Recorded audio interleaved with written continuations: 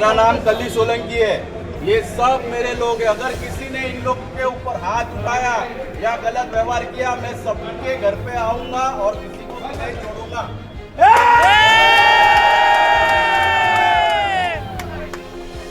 ये कान खोल के सुन लेना अपोजिट वाले सब लोग, मैं उनके घर पे आऊंगा। कली सोलंकी मेरा नाम है, ये ध्यान से सुन लेना सब लोग।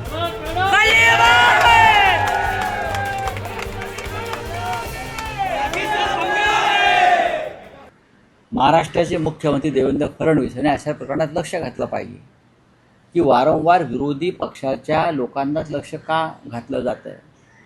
आता काल मुंबई विमानतळावर आपल्याला माहीत असेल सोने तस्करीच्या प्रकरणामध्ये भारतीय जनता पक्षाच्या कार्यकर्त्यांना अटक झाली. काय रवींद्र चव्हाण यांची जी युनियन तिथे घुसवली आहे त्यांनी, रवींद्र चव्हाण भाजपचे अध्यक्ष, त्यांचे डावे उजवे जे लोक आहेत त्यांना सोने तस्करी आणि सोने चोरीमध्ये विमानतळावरती अटक झाली. याच्यावरती देवेंद्र फडणवीस का बोलत नाहीत? तुम्ही शिवसेनेच्या युनियनला आव्हान देण्यासाठी तिकडल्या जे काय तोडफोड घुसखोरी केली, कुणीतरी एक योगेश आवळे म्हणून आहे, ही त्यांची सगळी गँग आहे. काय करतात पोलीस मुंबईचे, महाराष्ट्राचे? आणि उघडपणे हे दिसतंय मला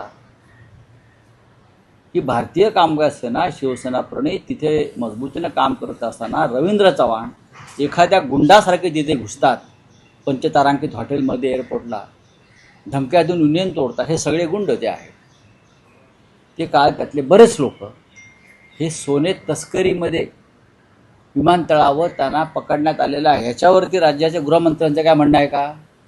याच्यावर चंद्रशेखर बावनकुळेंचं काय म्हणणं आहे का? घोडेबाजार राहू द्या बाजूला, याच्यावर भाजपचे राज्याचे अध्यक्ष रवींद्र चव्हाण यांचं काय म्हणणं आहे का?